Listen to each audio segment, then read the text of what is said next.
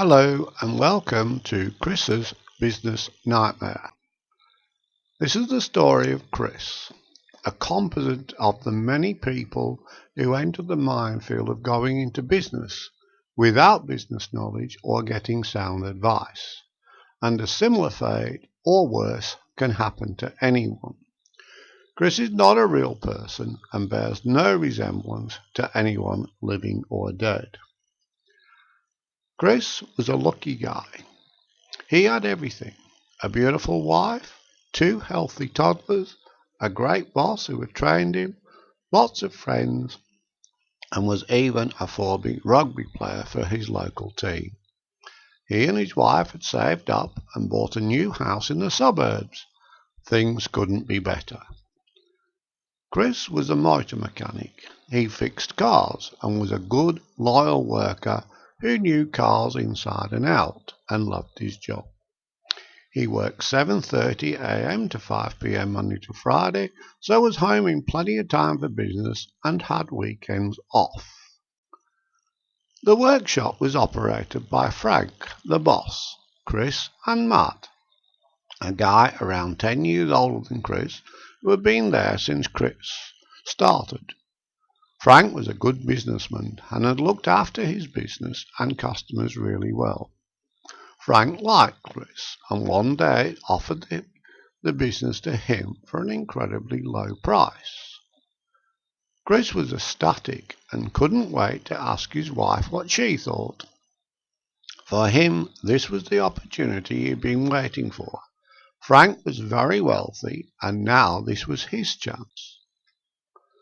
His wife wasn't so enthusiastic, but seeing how excited Chris was, and with the promise of more money to spend, and Chris saying if he encountered any problems he could use Google, as they had all the answers, she agreed. And so with the help of the bank, the deal was agreed. He was even assigned a mobile business banker, which made him feel very important. Chris's customers were a mixture, but tending towards an older age group, but were used to Frank, Matt and Chris could see no problems. The business was solid, with a good annual turnover and profit. Frank rarely got new customers. He said they were too hard to train, but had regular customers, mostly older, who would have their car serviced every 5,000 kilometres, and 5 commercial clients who had a fleet of vehicles that had to be kept on the road.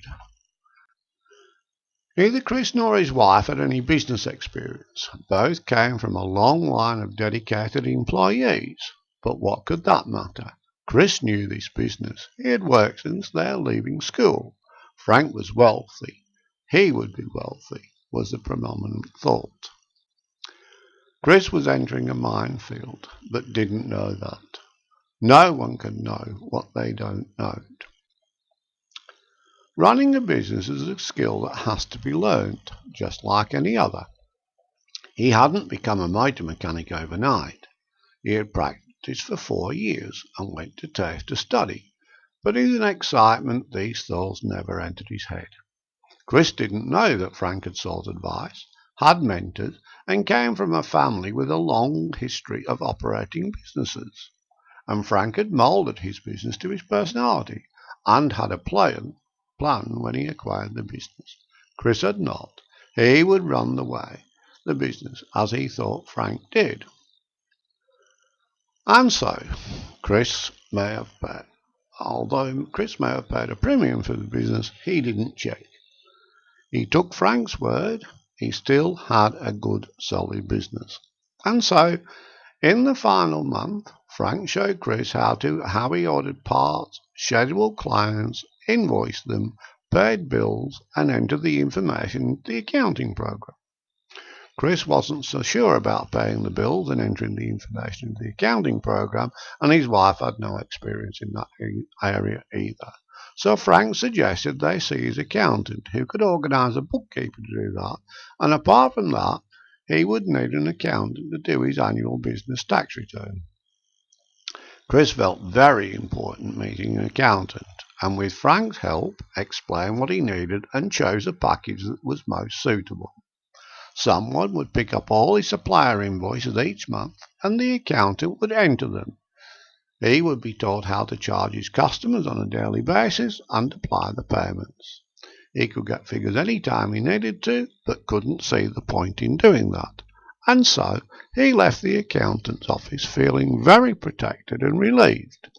What he didn't know was the accountant would use a bookkeeper to do the work, and she would do what she was paid for. Do a bank rec, enter the supplier invoices, and send him a list of who and what to pay and on what date. His business wasn't being monitored at all. Frank chose the 1st of July to finalise a deal, the start of the new tax year. Obviously for tax reasons, but Chris never thought about this. Chris was happy he owned a business, and he happily greeted his clients every day. The three-man business was now two, even though Frank rarely did anything but deal with clients, suppliers and others. Soon customers were arriving to collect their cars and they weren't ready, and although most were understanding, whispers started to circulate about the new owner. Chris started to get home later and later and later, and his wife wasn't happy about that. She was used to having him home before dinner to help her with the toddlers. Chris thought the money would make up for his absences. Soon there were thousands in his bank account.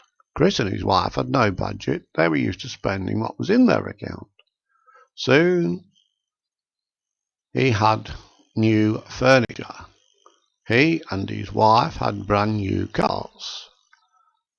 A new pool was installed, and he had parties in them. And he even had got a landscaper. What a successful couple.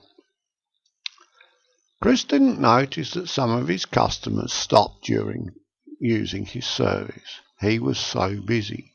He started work earlier and worked later, and sometimes weekends. He was beginning to become exhausted and overwhelmed, but he struggled on.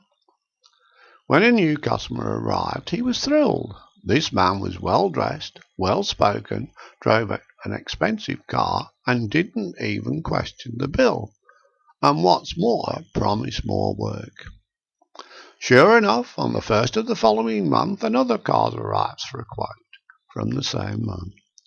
Chris does this personally, and when it comes to more than $10,000 and calls the guy says, "Great, when can you start?" but suggests that Chris gives him a 30-day account, since he is supplying lots of cars.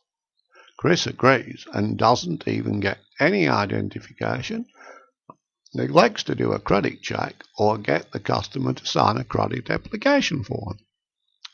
Chris's next call is to the accountant to ask how he can give this customer an account, and he's relieved when the bookkeeper tells him he only has to send invoices and a monthly statement at the end of the month. By the end of the first month, the customer owes up more than $40,000, and this is payable at the end of the next month. Cars continued to come until about the third week of the following month, and by the end of the second month, the customer owes more than $70,000. Chris sends the invoices again and the statement showing last month's balances are due to be payable. When he receives no payment with the next fortnight, he tries to call the customer. The phone has been disconnected, he is told. Strange, Chris thinks, but is beginning to get a little concerned. After another week, he decides he will visit the customer and goes to the address he has. It's a vacant lot. He asks the neighbours on both sides, and they tell him it's owned by a guy in another state and has always been vacant. Chris is now really worried, but remember he has the license plate numbers. The following day he starts work and checks them. 3 cars have the same license plate number, and the others are very similar. How could that happen? He requests the information as to the owner of these plates, and he's told they have never been registered. He has been duped. Probably an illegal gang stealing cars. He is devastated. How could this happen to him? He owes his supplier at least $40,000 for parts to fix these cars. He rings his accountant and is told there is probably nothing he can do to recoup his losses. Chris is now seriously short of cash flow and works longer and longer hours, alienating his wife and becoming moody and hard to live with. Naturally, a mistake is going to happen, and several do. Now he has to do reworks at no charge, and his reputation suffers again. His old boss, Frank, used to buy cars that were too expensive for the customer to fix, and fix them, sell them, and share the profit with Chris and Matt. Chris thinks he will do the same, but he intends to keep all the profits for himself. This goes on for several months, but then two inspectors from the licensing department arrive at his workshop. They want to see his wholesaling license. What wholesaling license, he asks. And he's told that you need a wholesale once you sell a certain number of cars in a 12-month period, and he is over the limit, and there is a substantial fine involved. Chris has to appear in court and is given a large fine and a warning he could go to prison. He struggles on, and around March of the year following his buying the business, he gets a large envelope from his accountant, his previous year's tax return, and a substantial bill from the accountant. He opens the package and he needs to pay the tax department $85,000 by mid-July. $42,000 for last year's tax and $43,000 for this year's tax, called pay-as-you-go, PAYG, or provisional tax. He immediately called the accountant and asked, how can that be? I have no money in the bank, and you didn't tell me. The accountant says he has spent all the profits on his pool refurnishing expert, and despite having he must pay the tax, as this is, and for not being told, the accountant pointed out Chris never asked. Chris is in a panic now, and he is going to find, how is he ever going to find that kind of money in such a short time? If only he'd known. The pressure mounts. He has no one to talk to or get advice. His mobile banker calls to see him every quarter and has sold him some of the bank's expensive products, plus got him to move his superannuation to the bank. The bank's computer system has also been monitoring Chris's bank account and raising questions about his risk profile. Chris suddenly remembers his mobile banker and calls him to set up a meeting. Chris needs to get the $85,000 for the tax department. The mobile banker is hesitant. The bank doesn't usually lend to pay taxes, but he will see what he can do and sends a valuer to revalue his property. Chris is relieved. The banker calls him a week later and says the property has actually decreased in value since he bought it. Chris is gobsmacked and asks how can that be when he installed a $50,000 pool within the last 12 months. The banker tells him the pool can often lower the valuation of a property. This is the opportunity the bank needs to protect himself and his employer, the bank. If Chris could lower his costs, the bank could give him a little extra assistance with reduced costs so he could afford the tax bill. Logical? Yes. The banker went on that he had looked over Chris's account, and the largest expenses was for Matt, which cost more than $60,000 per year. With that reduction and the assistance from his accountant, Chris could afford to pay the tax bill, and the bank would ensure Matt's termination payments would be made. But they couldn't help with the tax bill. Chris was upset at the thought of letting Matt go, and had he been able to think clearer, would have realized that Matt produced almost double the cost of his salary. But the banker wanted the weekly expenses reduced. Chris had a conversation with Matt, and Matt left. Now he was in real trouble. The business that needed 3 persons was down to 1. But he was a worker. Next, Chris called the accountant and said the banker suggested he could talk and work something out. Of course, said the accountant. Just pay my bill and I will get you a payment plan for last year's tax. But you need to pay the PAYG of 21,500 by April the 25th and again on the July 28th. Chris did as the accountant suggested and the accountant got the payment plan. Despite Chris's efforts, he couldn't get the funds to pay the PYOG.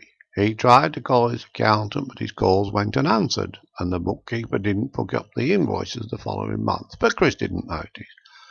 Tired, stressed, and overwhelmed, and desperate, he worked on feeling totally alone and wondering why his world had collapsed around him. His wife was desperate too. She couldn't reach him. There was no affection, no kind words. He just ate and slept there. One fateful night, she tried to bring up the supper. Chris was in no mood, but she persisted, desperate to get some reaction from her husband. Chris flew into a rage, grabbed her and pushed her and stormed off. She picked herself up and the toddlers and left. Within days, 2 burly policemen arrived at the workshop with an AVO, and they would escort him to his house to pick up a few things. But he wasn't allowed within 1 kilometre and couldn't contact his wife or children again. That was the last straw. Where would he go? The only family he had was a sister, and he hadn't seen her in months. He hadn't seen anyone. He went back to the workshop, finished what he needed to do, and closed up. Dazed, he decided to go to the pub on his way home, which was very unusual. But where else could he go? One drink led to 2, and 2 led to 3. He called his sister and asked if he could stay with her and her family for a while. She agreed and asked where he was. He told her and said he was just leaving. But just after he hung up, a friend he hadn't seen for a long time greeted him warmly and bought him a drink. He bought one back and said he had to go, but maybe we could catch up later. Sure, was the reply, and he left to drive to his sister's house. On the way, he was stopped for a random rest test, and of course he failed, and came back mid-range DUI, which is driving under the influence. He automatically lost his license and would get a substantial fine. He was really beyond caring. The police officer saw that and asked where he was headed. He told him, and the police officer parked his car on the verge and called Chris's sister, who came to get him and brought him home. She made him a meal and suggested he have a shower and a good sleep, and they would talk in the morning. There was no objections from Chris. Chris didn't wake up until the following afternoon and couldn't remember the last time he'd stayed in bed.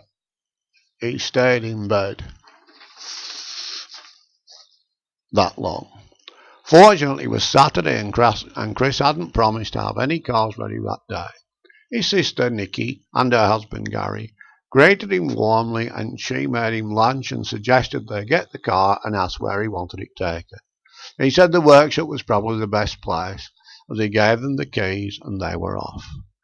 He had just finished lunch when they returned, and Nikki suggested they have a long chat. Chris was reluctant at first, but he had no one else to talk to. He related the whole tale to them with tears in his eyes when he talked about his estranged wife and children. Nikki knew some of this, and she kept in touch with his wife. Gary volunteered he knew very little about business until he got a business coach, and that had been a great help over the period.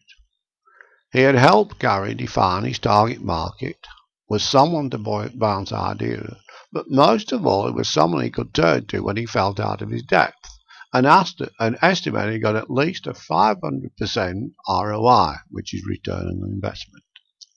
This surprised Chris. He had never heard of a business coach and that Gary had sought help. He assumed that you had to work things out for yourself. Gary said most people thought that way, and that was why so many failed, and admitted if it wasn't for his coach, he may well be in the same position, as all businesses face problems as a one person.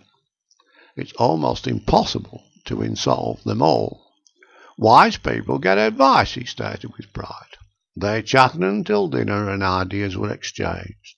There was no blame, guilt, or even advice, which surprised Chris as he expected that he would be blamed for everything.